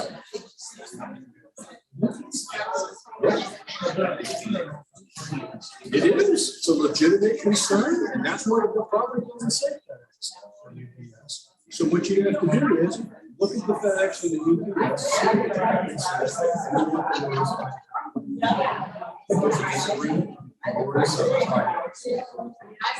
Yeah, you should always try to get sued. That's more expensive.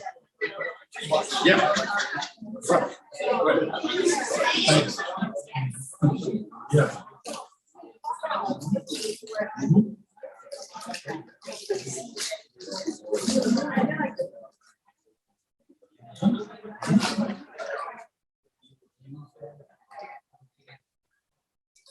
So what I would do is the seller wants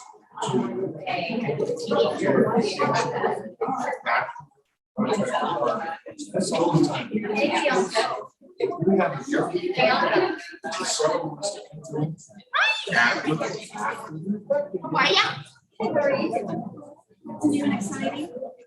Yes, the only time you would use that addenda. That's it. And if that never happens to you, then you'd never use that addenda. That's my opinion. Thank you. You're gonna sign up for committees next year? Maybe, but you know what? I just. So are you on the board? I need to get them, you know, tell you this story. So I don't know if you guys want to do something with it. And so we have the MLS, and like, it was the property of Naples. Naples, like, police. But I just thought you might want to put a warning out to everybody land, vacant land. Oh, it's happening. Oh, yeah, but that's already out from Florida Realtor. It's also been in the, it was even on the pop-up on the MLS. That's been going on for. Yeah, you did a pop-up on the MLS. So you got, yeah. Some of them are closed. Actually, Okay, you gotta go. Did yours actually close? Oh, good, you got stopped. Thanks.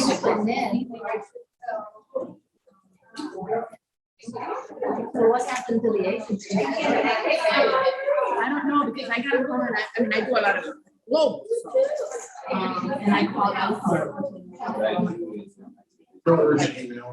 automatic, that's, they're my go-to people. And I said, I got this seller. And, you know, like I said, I deal with them.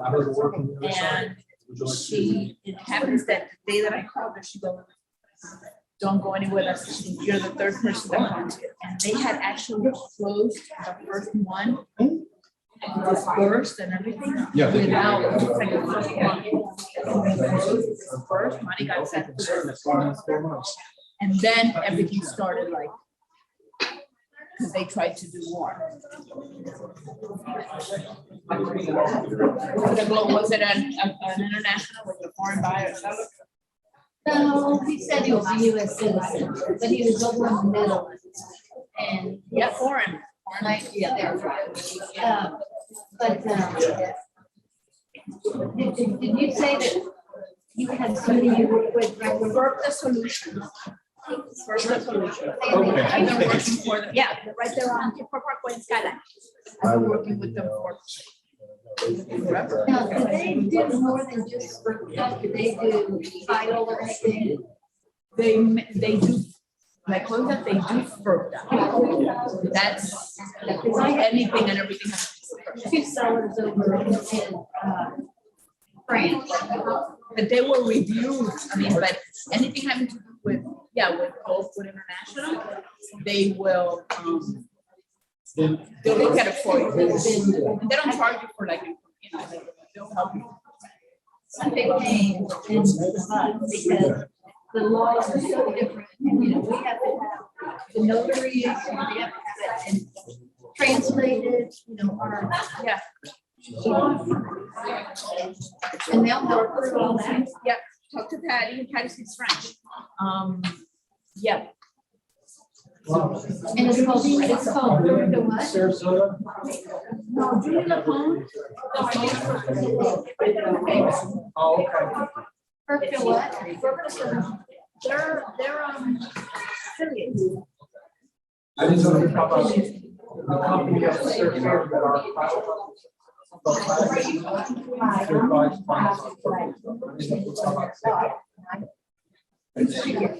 What's her name? Julie? But Patty is very, very good. Thank you. Sarasota, I will, actually, Rosalie Coleman, they could probably, yeah. No, I was asking if the same company we talked about. We talked about what they call the banker. They have a contract with Sarasota. They refer. Same to the same. I just couldn't remember the name of the company. They help set up the tax return.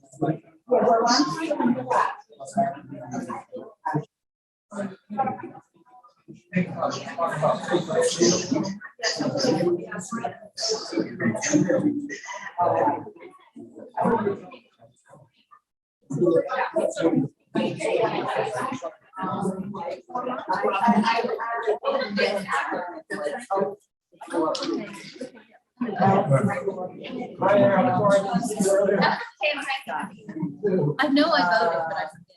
Okay, for those who want to stay, about a minute or so more, and really, this is just gonna be a free-for-all with questions, comments, helping to assist and educate your fellow agents, and really just kind of try to get an idea. So a couple more minutes, and then we'll be here for, we won't be here any longer than to 11 o'clock, okay? I have a question, but no microphone. I'm afraid of talking. Okay. Would that contingency to appraiser and the appraiser kind of period, would that cover that gap between appraiser? Like, let's say the buyer did not acquire the loan because of appraisal. So he might still get a loan for the amount of the appraisal. So does that automatically turn it into the whole deal cash or that gap as well? Just the gap. Okay, Yeah, just the so when it turns, that's the language. Yeah. Okay, so let's go ahead. If there aren't any questions, then we'll be out of here earlier. But those of you who want to stay, does anybody have any particular questions or want some clarification on things we talked about? Go ahead, Jan. On the FERPA, they added FERPA on the seller's. FERPA, yeah. Let's see, I can find what page it is.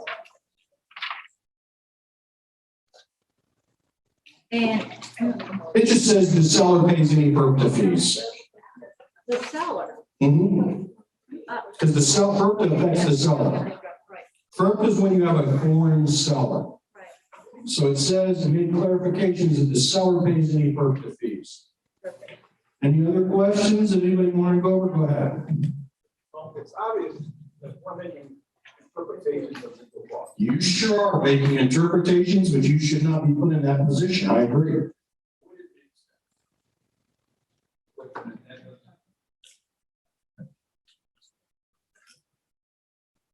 Recommendations that are made that best served on or with your best interest. Basic knowledge we've got, changes to this contract. Well, the sort of already says that. If you look at page 63, it says at the very top, this is intended to be a legally binding contract. If not fully understood, seek the advice of an attorney prior to signing. That's different, not fully understood. They're taking my recommendation. Mhm.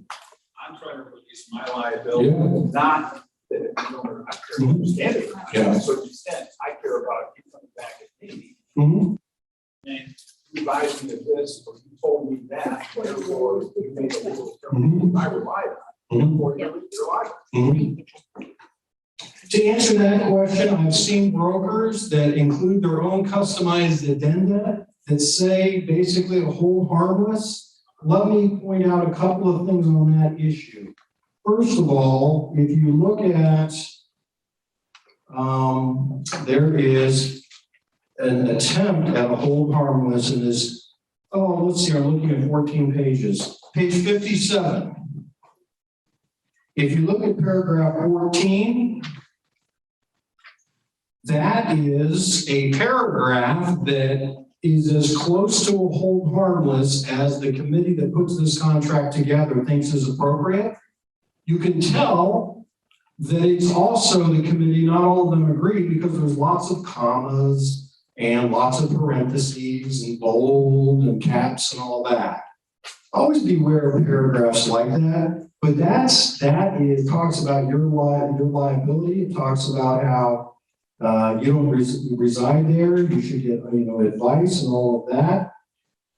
I will say this, so that's something, but have I seen brokers on top of that basically saying I'm not liable for anything? I have, and there's case law that says those are not enforceable. Yes, there's case law. So in a sense, you put us in a quandary. Yeah. You want me to make a legal determination, you put me in a position to make a legal determination, you have to say, hey, tough shit, we're coming after you. That is one way to look at it. Yeah. That's one way to put it too. I wish I could put it that way. But you're right. It seems, I don't think it's a fair position to put agents into, to have them interpret these complicated contracts. In fact, Angela, core law, And there's a core law class called Avoiding the Danger Zone. And that core law is about what? They call the danger zone is the unlicensed practice of law. And then they go on to say all these things that are the unlicensed practice of law, which as a practical matter, you folks are expected to do, like maybe change a contract, maybe do something. But then the problem that I have with the materials for avoiding the danger zone, and Angela didn't write it, I didn't write it, Florida Realtors writes it, and we teach the class here at all associations.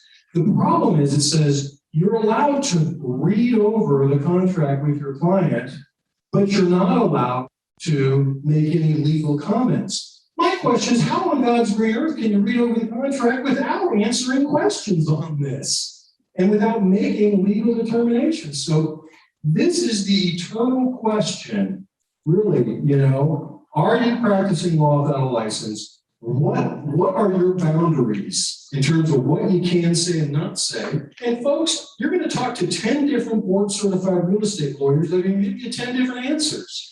And you're going to talk to 10 different brokers with 20 or more years of experience that are going to give you 10 different answers. There's no bright line test. And I will say the material says that. There's no bright line test that says, this is the practice of law without a license, and this is not. It's a gray area. It's fluid. That's all I can really say. Yeah. Two questions real quick. What's the percentage of contracts being written in Florida that are on as is versus the BAR? I don't know about the state, but around here, wouldn't you say 70 to 80% are as is? Maybe more?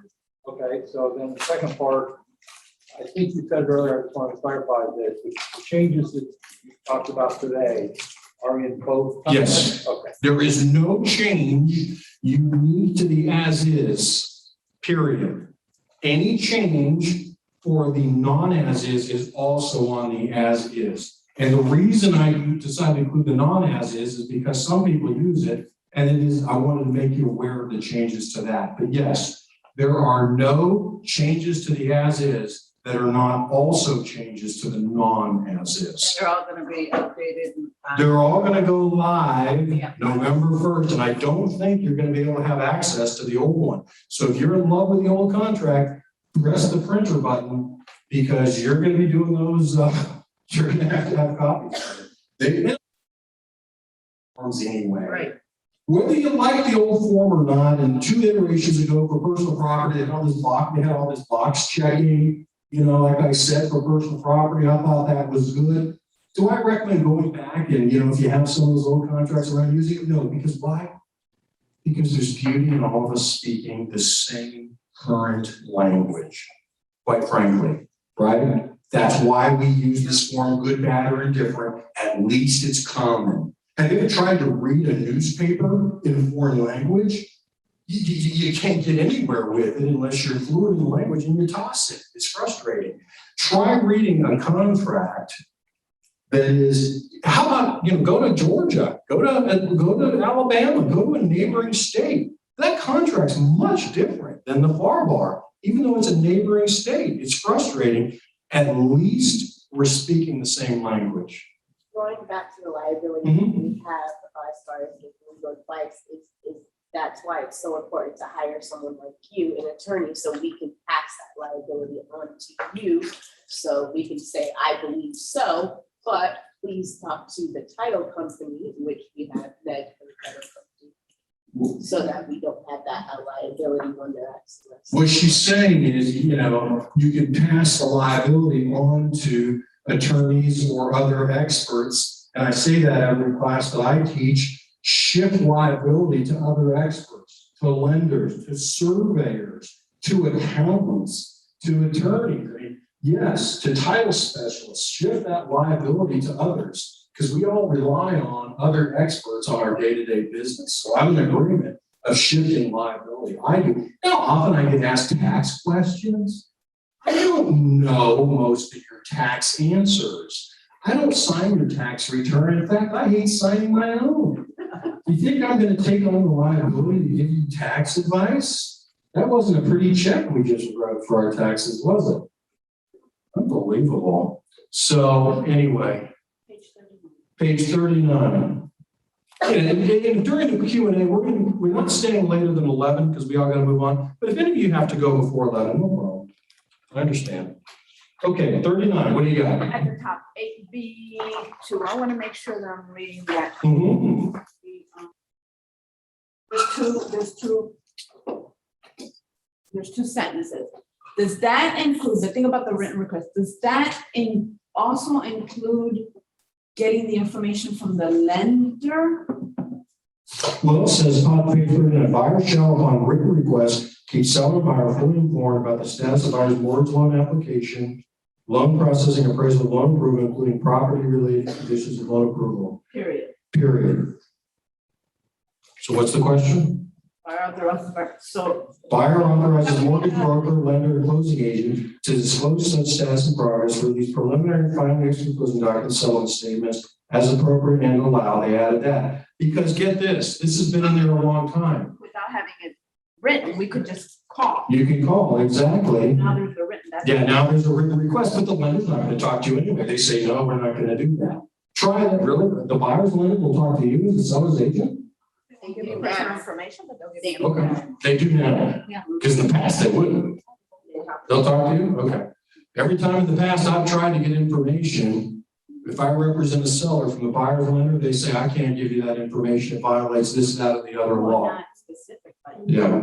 General information, okay? Because they're attached to the majority of the emails, so if there's That's true. some type of interaction that needs to be. A lot of times they're copied on the email. Right. It kind of depends on the lender and it depends on a lot of factors. I've had some lenders say, I'm not going to say a word to you. Depends on the document we're talking. It depends on the document too. Is there any personal information on there? All of that, exactly. So this business has only gotten more complicated over the years, hasn't it? Much more complicated, and that's okay. The more complicated, you may not like that it's gotten more complicated, but the more complicated it is, the more we need experts like you and like me. Okay, really. The more complex things are, yeah, it's uncomfortable in some ways, but in other ways, it creates a need for experts. What was the reason you said to use a non-as is versus as is? I've never said I prefer the as is, and I always have. I think it's cleaner and simpler. And when you've got a non-as is, the seller's in a position of making quote unquote repairs to get stuff into quote unquote working condition. And I think that it can be very time consuming. It can be very difficult to get the stuff into a working condition, and it ignores the fact that you folks don't like to call this. Who here says, I have a used house for sale? You don't use that term, but it's a used house, folks. Okay, it's not brand new. So it's not, you put the seller in a position, I think, and it takes up a lot of your time going back and forth with repair estimates. Good luck finding a decently priced contractor these days. That's the other thing. A handyman now, if you can find one, pull out your wallet. Surveyors these days? I mean, I had a guy that $2,000 for not a difficult survey. Wow. Paid up front. Wow. Paid up front. I mean, some of these That's prices, only 10 times a week. Look at that. some of these prices and the difficulty of finding contractors is real tough right now. So there's, it's well documented the reasons for all that. But for the record, me personally, I prefer I prefer the as is. I think it's fair to a buyer. I think it's fair to a seller. It's fair to a buyer because they're not stuck buying something that they might have some problems. It's fair to a seller because the seller's not in a position of having to fix a bunch of stuff. And you say, and I've had people say, well, I don't like it if I have a seller because what? It holds the property off the market for a period of time. In other words, the buyer can keep my property off the market for 10 days to 2 weeks, and then I have to start all over again. And my answer to that is very simple. Then make it a 3-day inspection period. You can handle a few days off the market. That's to be negotiated. I think it's cleaner and simpler to use an as is. And that's why most people do now, quite frankly. When I first started teaching here in 2002 is when I started teaching here, the more commonly used contract was the non-as is. It was. And that changed when we had the financial crisis. All these bank REOs, all the lenders would require an as is. No lender would ever go with a non-as is. And then that switched over. Now the custom, most common custom here is an as is. I think that's a good thing. I recommend it. That's what I mean. The worst thing about it is the name. Right. It looks like something written in paint on a used car. As is, you know? It looks, It has scared some buyers. it scares some buyers sometimes. I'm telling you, it's cleaner, easier. I think it's more favorable. But here's another issue, and you guys are here because you want to hear stuff like this. Keep in mind, I had this happen in my office not that long ago. Keep in mind something. The FAR contract, this on a non-as-is, the seller has to take care of the general systems and equipment, right? Plumbing, heating, air conditioning, those are all things that on a non-as-is, the seller has to make in working condition is the terminology, not brand new, working condition. But what it doesn't cover is elevated levels of radon or elevated levels of mold. Now there's a mold addendum, but there didn't used to be, and most of you aren't going to use that mold addendum. So I had this happen, non-as-is contract. Buyer does a mold inspection, elevated levels of mold.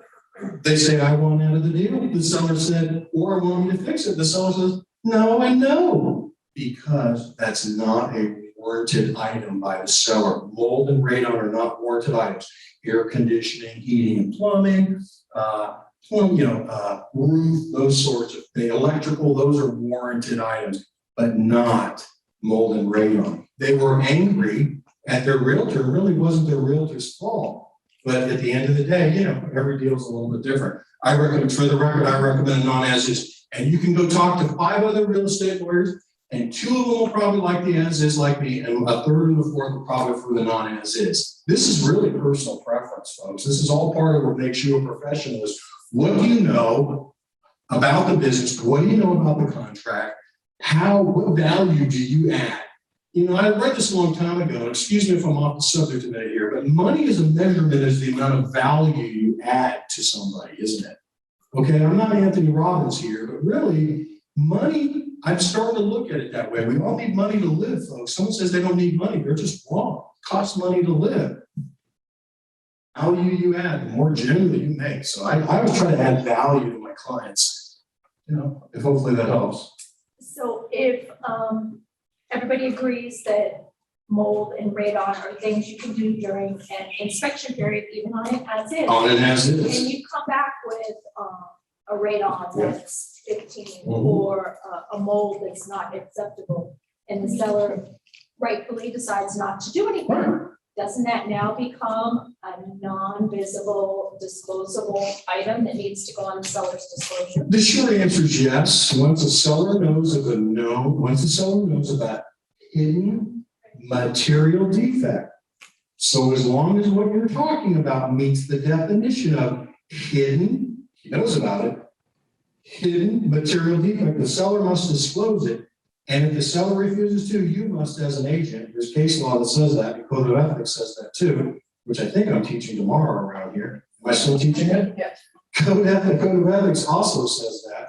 And what I'm saying is that yes, it's got to be disclosed as long as it is a material defect and hidden. Now again, folks, some people might think something's material and other people might think that it isn't. You see what I'm saying? But that goes under the CYA, Yeah, really. disclose it. When in doubt, disclose it. Exactly. In Indiana, 20 years ago, you still had to disclose. Yeah.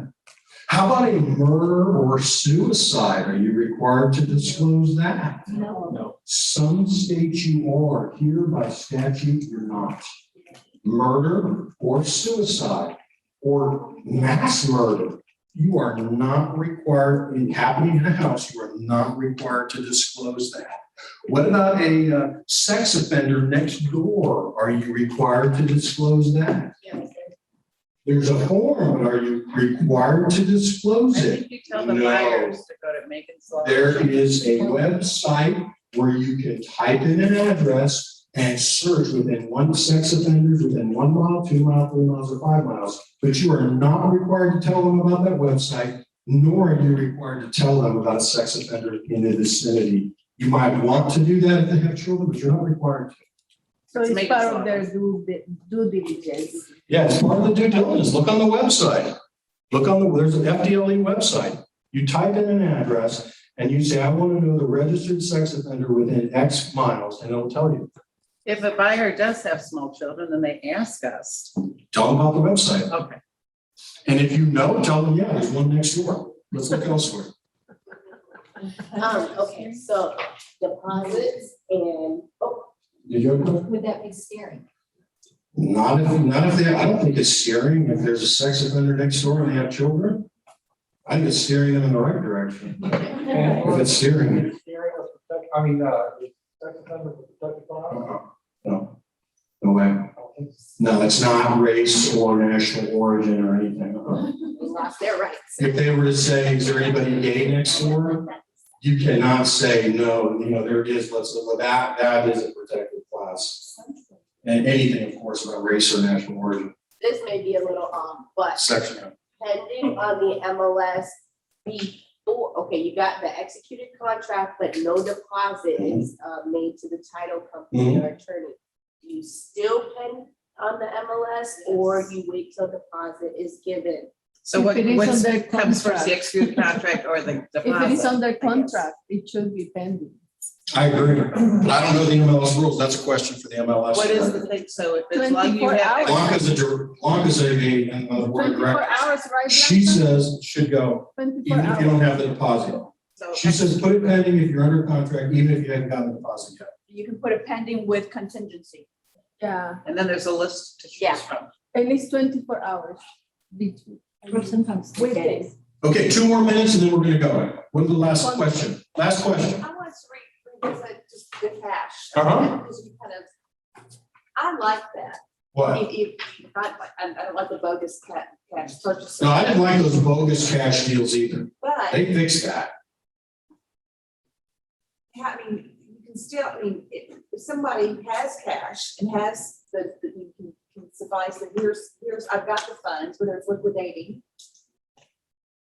And but they choose to get a loan to keep the cash for repairs or. Because interest rates are still low. I've had a lot of people say that. Yeah. I mean, I have the money, but I don't want to spend it. I want to borrow it at cheap money. And to win the bid, a lot of times, not defaulting, but just saying, look, he's got the cash to liquidate to do this. Thank you. But chooses to get a loan because it's cheaper. Right. It's better for his portfolio Right. to get the loan. Right. But there's no loan contingency. Right. That's good. I think that's good, but as far as I'm concerned, I don't think that you can check that box 8A because it says it's a cash deal and you're getting a loan. I think what you can do, here's what I would do in this. So what she's saying is, I think I understand what you're saying is they have the cash. They can come up with cash if the loan doesn't come through, but they'd rather get a loan and have the loan can, use the house as security. What I would do, and I've had that happen, and that happens. So what I would own up to that though. Right. And I would put together what I would do is if your attorney or broker, I would check the box for cash, but I would click in the additional terms, look, the buyer has the cash, here's the proof of funds. Having said that, the buyer doesn't tend to get a loan, and this is not contingent on getting a loan. I would draft verbiage through my attorney and or broker, owning up to exactly what you're doing. That's what I would do. That's a special scenario. Ned, you were here, I believe, on the broker roundtable we Yeah. had not too long ago. Scott DiGregorio talked about that instance, not per se to what the changes are of the contract, but in a way to use cash or use loans because it's cheaper. And if there's a new loan that he specifically has available, others have it now, or within 3 days after closing, you can cash out refinance. And you can do that process during the due diligence period of the contract to purchase the property. And that's the other option. Say that again. I didn't follow. So you could make a contract to buy property on cash. You could then talk to your loan officer and arrange for a mortgage on that property that does not close until after the property closes. Then you put your cash out in your bank, and then 3 days later, or however many days in the program, then you get the cash from the mortgage company and replenish your bank account. It'd be less. Okay, last question. Does a conditional loan approval affect anything in the contract? I've heard contrary opinions of attorneys. Conditional loan approval. Well, they took off the word, they took the part off that says loan approval. First of all, they don't define loan approval. They don't define it, right? And they took off the verbiage that used to say loan approval, which requires the sale of your other property, is not loan approval. They took that off unless you attach that addendum, which you're rarely going to attach. To answer your question, and I hate to say this, but to me, a conditional loan approval is still a loan approval. If somebody wants to later argue, was it loan approval or was it? That's up to the judges and the lawyers to fight over. Nowhere does it say, because it doesn't define loan approval per se, to me, if the word loan approval or loan commitment, right, are given to you by your lender, that's sufficient. It does not, the contract does not separate out conditional loan approval versus full loan approval, because in some people's mind, that's a matter of semantics anyway. One lender for the exact same loan is going to call it conditional, the next one's going to say full. You know what I mean? And that's the problem. And what I'll end with is, on a loan deal, my little joke there, when there's a loan deal, if you think in the real world that there's only a buyer and a seller to the deal, I got news for you. Because really, isn't there a third party that calls all the shots because they have all the money, calls most of the shots? Who's that? The lender. Yeah. I mean, they got the money. And that's what everybody's looking for here. So when you have a loan deal, you have almost like a third all-powerful party to the contract. That's why cash deals can be so powerful in this day and age. I appreciate it. Thank you very much, Angela, for setting this up. Thanks to Judith, who had to go, for copying. Folks, we'll see you next time. Thank you. Thank you. Ned.